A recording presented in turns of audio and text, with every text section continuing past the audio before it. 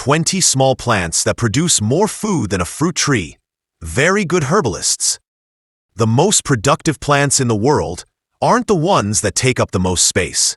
They're the ones most people ignore while waiting years for a fruit tree to finally bear fruit. Think about it. You plant an apple tree and wait 3, 5, sometimes 7 years for a real harvest. Meanwhile, there are compact plants that produce kilos of food in their first season. Plants that fit in a pot. Plants that market farmers use because they yield more per square meter than any fruit orchard. And the most absurd thing is that many of these plants are so common that you see them every day without realizing what they can do. Today I'm showing you 20 of them. They're not just theory. They're plants with documented yields that serious gardeners have used for generations while everyone else was still planting trees. Stay until plant number 9. It can produce hundreds of fruits from a single plant in a single season. And plant number 19 is so productive that market farmers harvest it every week, almost indefinitely, from a space smaller than a doormat. Like this post if you have a garden, a terrace, or simply want to grow your own food at home. Subscribe. We post every week. The idea that a plant's merit is measured by its size. That an apple or pear tree is the ultimate aspiration of the serious gardener. That everything else is secondary. This idea leads many people to invest time, money, and space in trees that take a decade to bear fruit, while they have plants right next to them that produce kilos of high-quality food from the very first year. Real productivity isn't measured in size. It's measured in kilograms per square meter, in food produced per hour, in return for every euro spent. And when you use those metrics, small plants win. Consistently. Dramatically. Gardeners who understood this have spent years harvesting hundreds of kilos of food from spaces that their neighbors consider too small to grow anything serious. This list ranges from impressive to absolutely extraordinary. 3 things to guide you. First, there's a plant on this list that multiplies on its own. 1 plant becomes 5. 5 becomes 25. 25 becomes 100. Without you doing anything. And while it multiplies, it continues to produce fruit at the same time.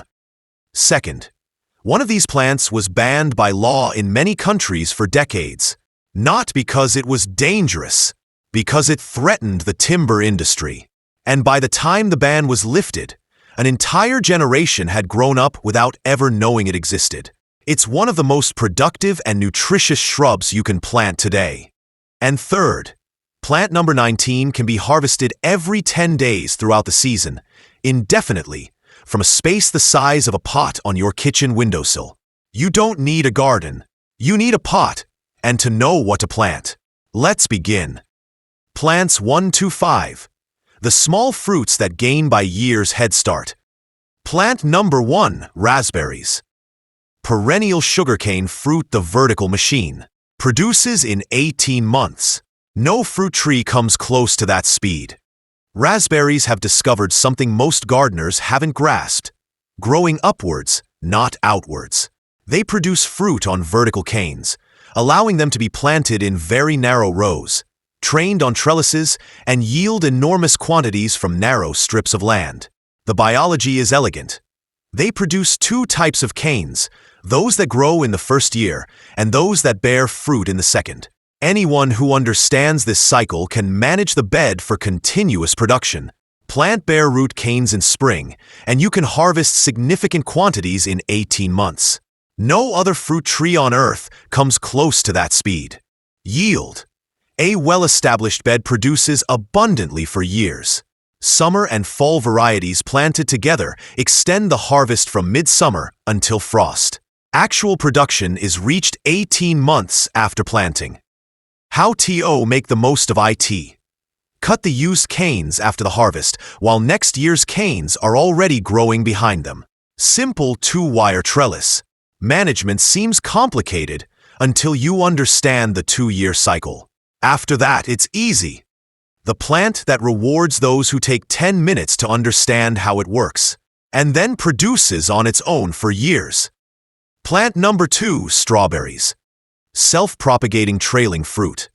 The plant that multiplies on its own as it produces fruit. One becomes 100 without you doing anything. No plant on this list makes a stronger first impression when you understand what it's actually doing. A single strawberry plant produces about 1.75 kilograms of fruit per season. That's not the impressive part. The impressive part is what it does next. It sends out runners, horizontal stems that root themselves and automatically become entirely new plants. One plant becomes 5. 5 becomes 25. 25 becomes 100. A strawberry bed doesn't just produce fruit.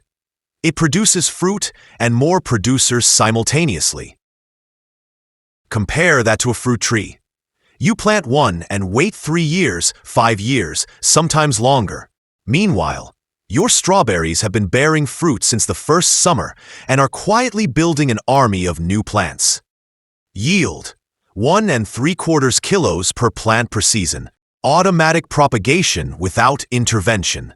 Fruit from the first year. Day-neutral varieties provide staggered production throughout the season. How to make the most of it. Day-neutral varieties for constant fresh consumption. June varieties for massive flowering. Ideal for jams and preserves. Cut back unwanted runners to keep the flower bed tidy, or leave them to increase production.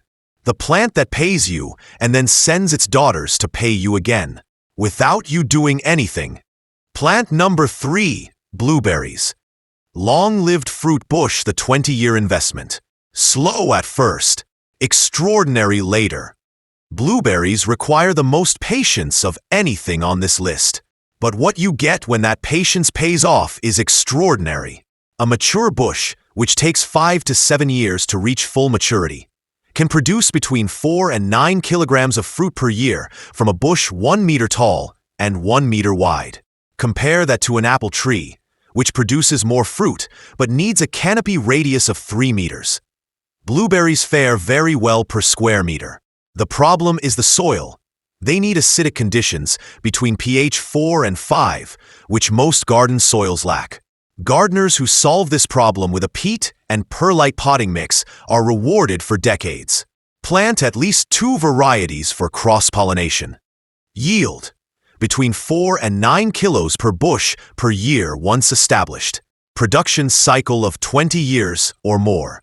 Early, mid, and late varieties together extend the harvest by 6 to 8 weeks. How to grow it. Use a peat and perlite substrate in a large pot or raised bed if the soil is not acidic. Plant at least 2 varieties for cross-pollination. The establishment phase is slow. Those who see it as an investment, not a quick crop, build something that feeds their family decade after decade. The plant that teaches you the difference between patience and wasted time. It's years of waiting, and then decades of almost self-sustaining harvesting. Plant number 4, blackberries. Unstoppable sugarcane fruit, 1 kilo per plant, is the conservative estimate, and it asks for almost nothing in return. If raspberries are the serious, orderly member of the family, blackberries are the ones that arrive and take over the neighborhood, almost aggressively productive. 1 kilo per plant per year is the conservative estimate, and in good conditions, you can do significantly better. They root wherever the cane tips touch the ground. They grow in poor soil. They don't require constant attention. They fruit abundantly even in partial shade, where most food plants struggle. Modern thornless varieties have eliminated the only serious objection people had. Plant them, give them something to lean on, and get out of their way. Yield: 1 kilogram or more per plant under normal conditions. Modern thornless varieties like Triple Crown produce large, sweet fruit without the drawbacks of wild blackberries. How to use it. A simple trellis or fence can be used for support. Thornless varieties are the right choice for home gardens. The roots, contained within a defined area, prevent invasiveness. The plant is unfairly judged based on the behavior of its wild relatives. Cultivated varieties are a completely different story. Plant number 5, blackcurrants and red currants. Forgotten fruit bush banned for decades in many countries. An entire generation grew up without knowing they existed. Currants are among the most productive small-fruited shrubs. They bear abundant fruit from their early years. They tolerate partial shade better than almost any other fruiting plant. They are disease-resistant and require virtually no maintenance. Black currants, in particular, are nutritional powerhouses. Their vitamin C content is exceptionally high, significantly higher than that of oranges. A single established shrub produces between 2 and 4.5 kilos per year. But there's a story behind it. They were banned by law in many countries in the early 20th century because they were believed to spread a disease that affected white pines. Most of those bans were lifted, but the cultural memory of the gooseberry as a food plant disappeared with them. Yield: between 2 and 4.5 kilos per bush per year. They tolerate partial shade. Disease-resistant. Low maintenance. Higher concentration of vitamin C than oranges in the black varieties. How to use it? They can be planted as a dense, productive hedge that provides food and structure to the garden simultaneously. The fruit is unlike anything found in supermarkets. An intense and complex flavor with no commercial equivalent. The fruit that Prohibition stole from the gardens. Most people don't even know they should miss it. Herbalists, we've covered five shrubs and fruit-bearing plants that outperform fruit trees in speed, productivity per square meter, or both. Now come the vegetables. Those that produce with a relentlessness that trees and shrubs simply can't match. And among them, the one I promised at the beginning, the one with hundreds of fruits. Plant 6 to 10, the vegetables that never stop. Plant number 6, gooseberries. Compact fruit shrub. Europeans always knew what they had. The rest of us forgot. Gooseberries are the equally forgotten cousins of currants and deserve just as much rediscovering. The compact bushes pack an astonishing amount of fruit onto their branches. At peak production, the whole bush looks like it's been decorated for a harvest party. A well-cultivated bush produces between 2 and 4.5 kilos a year. The taste of a perfectly ripe gooseberry, warmed by the sun and bursting with the perfect balance of sweet and tart, is something most people have never experienced because it's simply not available for purchase. European gardeners have always known what they had. They tolerate heavy clay soils and partial shade. They are cold-hardy. They are not prone to pests. They produce reliably year after year with minimal intervention. Yield: between 2 and 4.5 kilos per bush per year. They tolerate partial shade and heavy soils. They cannot be bought in any supermarket. They are a garden fruit intended for those who grow them. How to take advantage of it? Supermarkets couldn't figure out how to package and ship them. That's not a weakness of the plant. It's an invitation to grow it. The fruit that supermarkets couldn't figure out how to exploit. So they simply pretended it didn't exist. Plant number 7, sea buckthorn.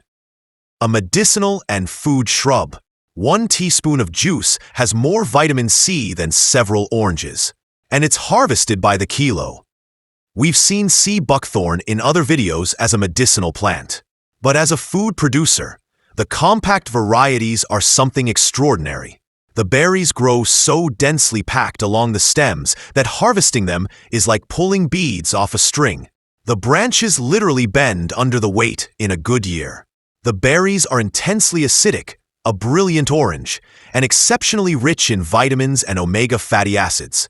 1 teaspoon of the juice contains more vitamin C than several oranges. The oil is used in high-end cosmetics. The juice has been used in Russia and Central Asia as a daily tonic for centuries.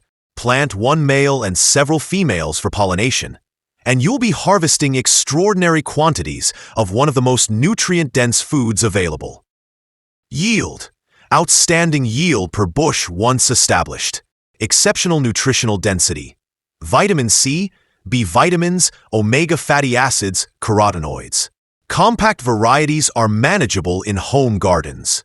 How to use it? One male plant for every 3 or 4 female plants for pollination. The berries can be juiced, made into syrups, added to smoothies, or processed into preserves. Available at specialty nurseries. It has been a staple food in Siberia and the Himalayas for centuries while the rest of the world slept. Plant number 8. Green Jewish vines. Seasonal vertical vegetable, the protein factory that grows upwards and doesn't stop until the frosts. Pole beans are one of the most efficient food plants when you consider the entire growing season.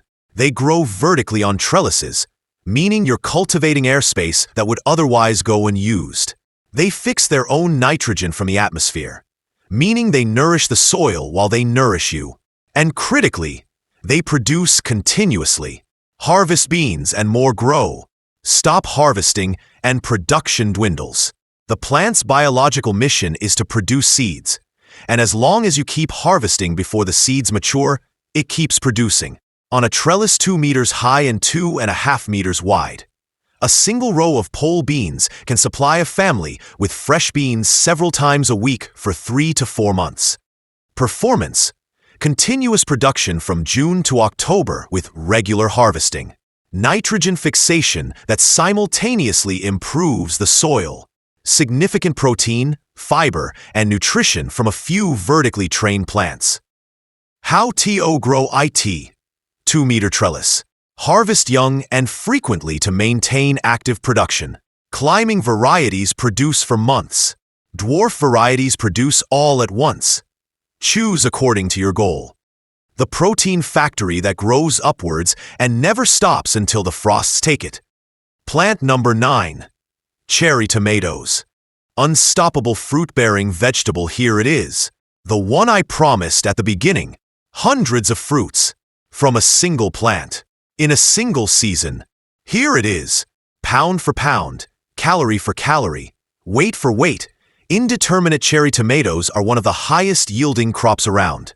A single vigorous, well-supported, well-fed plant in full sun can produce hundreds of tomatoes over the course of a season. Several kilos per week at peak production.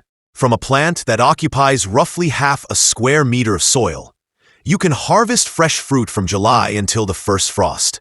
The yield is so relentless that most gardeners end up with more tomatoes than they know what to do with.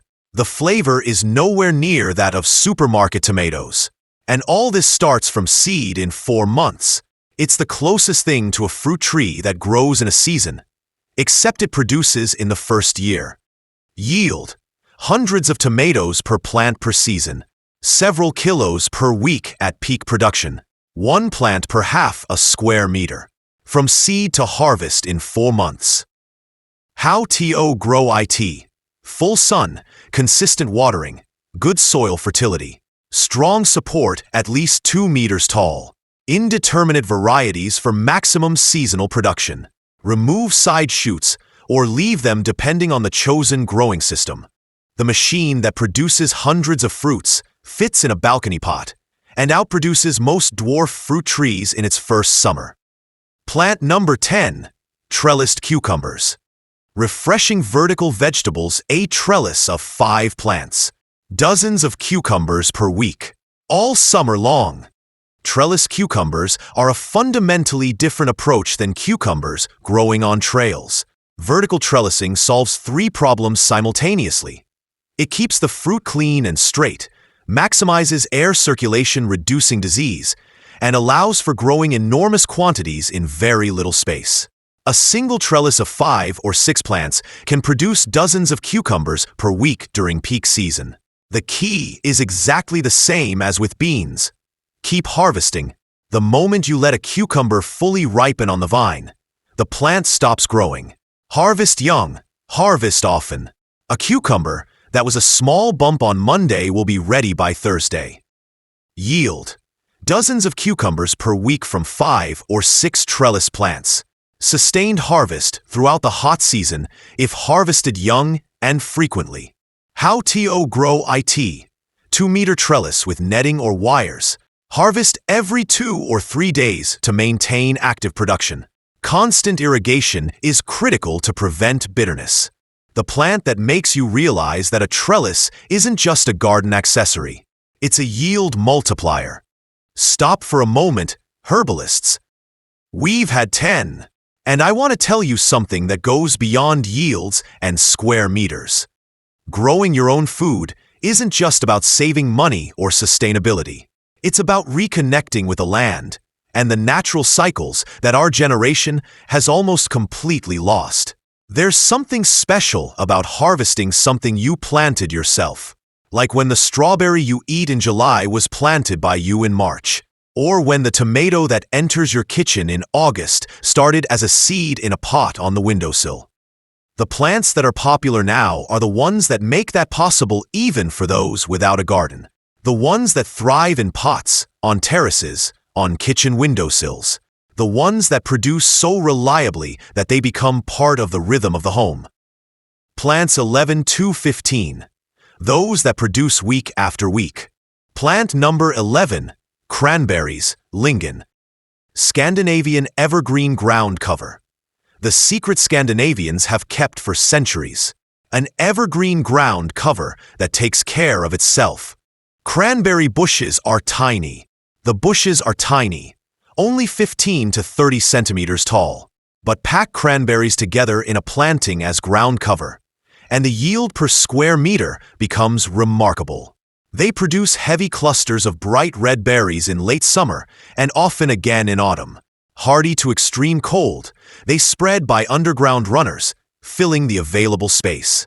Once established, they practically take care of themselves.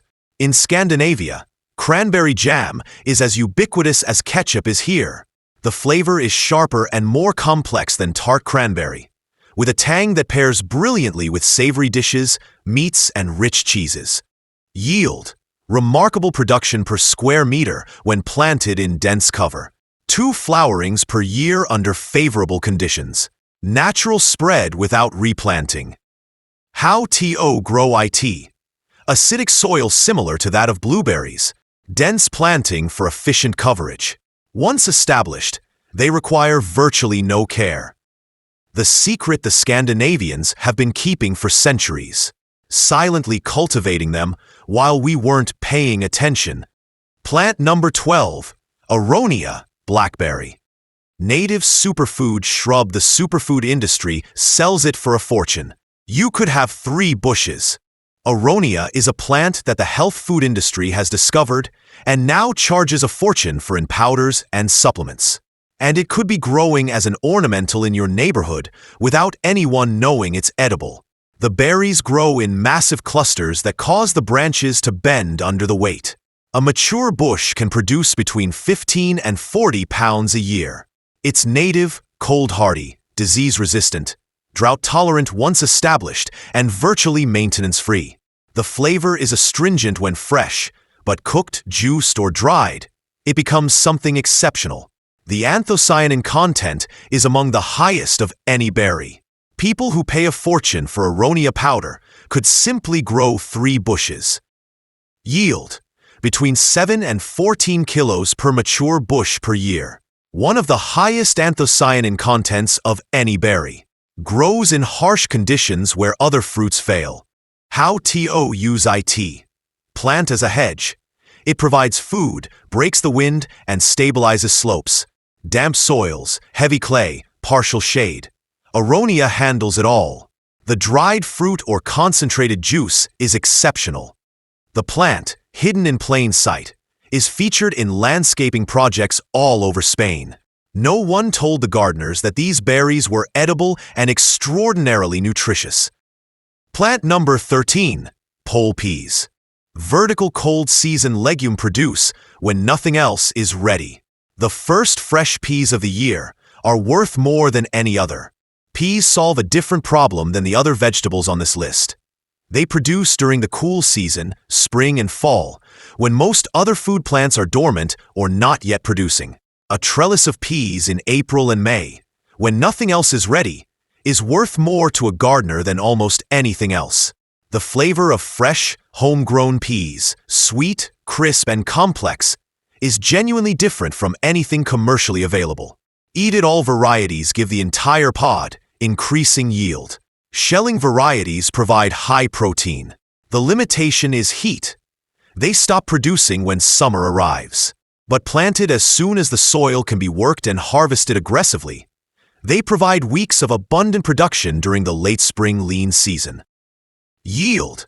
Abundant production for weeks during the cold season. High yield per square meter on vertical trellises.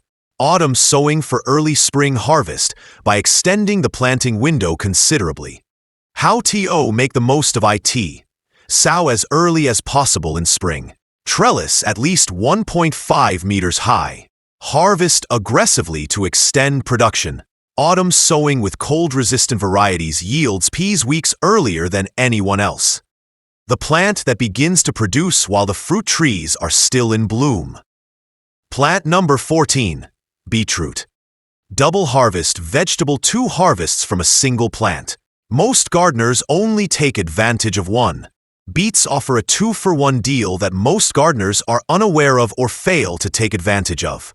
They produce a sweet, earthy, and nutritious edible root and edible leaves that are among the best cooking vegetables in the garden.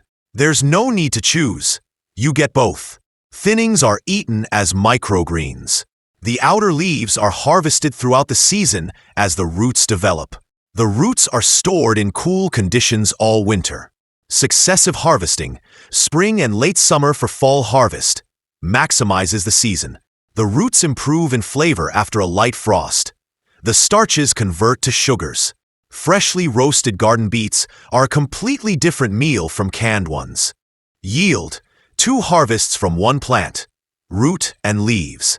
Roots harvestable in 50 to 60 days. Excellent cold storage during winter. Flavor improves after light frosts.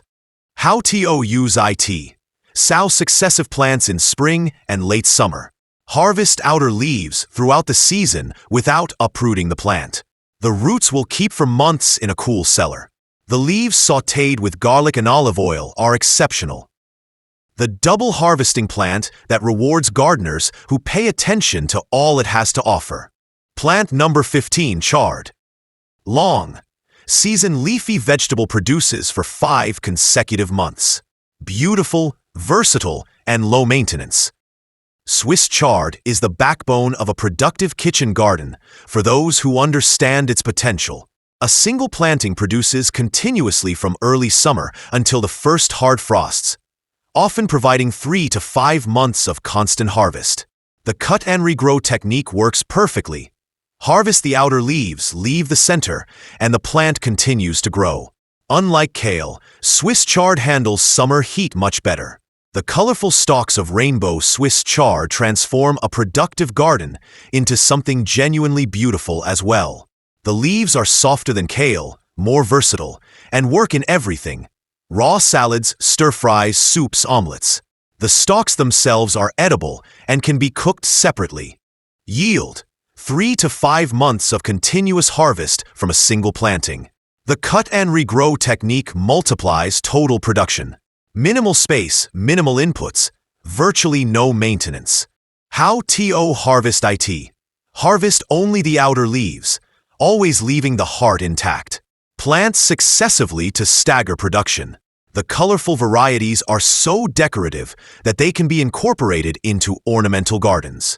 Herbalists, we've reached the last 5, and these are the most important for those who don't have much space. The ones that thrive in pots, on terraces, on kitchen windowsills. Plant number 19, the one I promised, is about to arrive. Plants 16 to 20, those that do not need a garden. Plant number 16, Malabar spinach. Tropical summer climber. The solution to the summer vegetable gap. When the heat has killed everything else, it takes over. Malabar spinach isn't actually spinach. It's a tropical vine that produces thick, glossy, edible leaves all summer long in the heat that kills real spinach. When your spring spinach has gone to flower and the heat has finished off the lettuce, Malabar spinach is catching up and climbing the trellis. The vines can reach 2.5 to 3 meters in a season, producing dense growth absolutely covered in edible leaves. A well-supported plant can supply a family with fresh vegetables throughout the hot season. The leaves have a mild flavor that works well in salads or cooked like spinach. Yield. A well-supported plant provides a full summer supply of fresh leafy greens. High in vitamins A and C, calcium, and iron. Fills the gap when no other leafy crop wants to grow.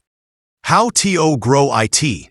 Start indoors 6 weeks before the last frost. Trellis at least 2 meters tall. Plant in full sun with sustained heat. The plant that keeps feeding you when the summer heat has chased all other leafy greens out of the garden. Plant number 17, kale. A resistant leafy vegetable. It refuses to give up even when the season tells it to, and it's better in winter than in summer. Kale is one of the most productive, hardy, and long-season food plants available to the home gardener. Harvested correctly, by picking only the outer leaves and allowing the center to grow, a single plant can produce for months. In temperate climates, it grows year-round. In colder climates, it survives light frosts and can be harvested until hard frosts kill it in autumn, returning in spring from the root. The nutrient density is extraordinary. It is truly one of the most nutrient-dense foods that can be grown in temperate climates. And as we saw in the Winter Crops Guide, the cold dramatically improves its flavor. It converts starches into sugars, and the bitter summer kale is transformed into something sweet and tender. Yield. Production from early summer until frost, and again in spring. Cutting off the outer leaves increases the total yield. Better flavor and higher nutrient density in winter than in summer. How to harvest it? Never cut the central growing point. Only the outer leaves. Don't harvest until after the first frost for the best flavor. Plant for fall and winter, not for the hot summer. The plant that refuses to give up, even when the season tells it to. Plant number 18. Watercress, arugula, and cut lettuce. Cut and regrow salad fresh seeds in 20 days. Harvest for weeks from the same space. The fastest return on investment in the garden. Loose leaf lettuces, arugula, and ground cress offer the fastest return on investment in food gardening. Cut and regrow varieties can be sown and produce harvestable leaves in as little as 3 or 4 weeks. Harvest the outer leaves, and the plant regrows. Harvest again in a week or 2. A small tray of well-managed leaf mix can supply fresh salad daily for weeks from a space the size of a cutting board. Winter arugula, as we saw in the Guide to Cold Weather Crops, is completely different from summer arugula. Mild, nutty, and complex. Successive plantings every 2 or 3 weeks extend production throughout the season. Yield. Harvest in 20 to 25 days from sowing. Continuous production for weeks from the same space. Successive planting covers the entire cold season. How to grow it? Shallow trays or pots are sufficient. Water gently with a sprinkler. Harvest with scissors. Sow a new tray every 2 weeks for continuous production. Proof that you don't need soil, a garden, or even much space to grow fresh, nutritious food. Plant number 19. Chives and spring onions. Endless perennial grass. Here it is, the one I promised. The one that's harvested every 10 days. For life, from a pot. And here it is, the most quietly extraordinary food plant you can grow. Chives are perennial. Plant them once, and they return every year forever, requiring virtually no attention. They emerge in spring before most other food plants have even moved. Cut them back to about 1 centimeter above the ground, and they'll regrow in a week. Cut them back again, and again. A 30-centimeter clump of chives harvested every 10 days produces a near-continuous supply of fresh flavor all season long. Spring onions work similarly. Planted densely in containers, they're harvested by cutting off the tops and letting the base regrow. Their value for fresh flavor in everyday cooking is disproportionate to the space they occupy. A 10-centimeter pot on the kitchen windowsill, harvested regularly, provides weeks of fresh herb. Yield. Harvest every 7 to 10 days throughout the season. Perennial. A single planting lasts for years without replanting. A 10-centimeter pot on the windowsill produces weeks of fresh grass. How to grow it? Plant densely in pots or trays. Cut back to 1 or 2 centimeters above the soil with scissors. The larger the clump, the more you can harvest. Divide every 2 or 3 years to maintain vigor. The harvest that never stops. From the plant that never needs replacing. From a space so small it barely qualifies as a garden. Plant number 20, Aronia, elderberries and sea buckthorn. A triple of forgotten native shrubs, the perfect ending. 3 shrubs that grow on their own, produce kilos, and most people don't even know they're edible. We'll close the list with the 3 shrubs that best summarize today's message. Aronia, elderberries, and sea buckthorn have something in common. They're planted as ornamentals in squares and gardens all over Spain. People walk past them every day without realizing that what hangs from those branches is food of extremely high nutritional quality. Aronia with its exceptional anthocyanins. Elderberry with its antiviral potential documented in clinical trials. Sea buckthorn with its extraordinary concentration of vitamins and omega fatty acids. All 3 are hardy, low maintenance, adapted to the climate, productive year after year, and capable of feeding a family with something that either doesn't exist in the supermarket or costs a fortune. The only thing missing is the knowledge that they're edible and how to use them. Yield. All 3 shrubs produce kilograms of high-density, nutritious fruit with minimal maintenance. Weather-resistant. They take care of themselves once established. What's lacking isn't the plant, it's the knowledge. How to use them? Look for these shrubs in specialized nurseries or in your local area. Elderberry grows wild in many areas. Aronia is planted as an ornamental.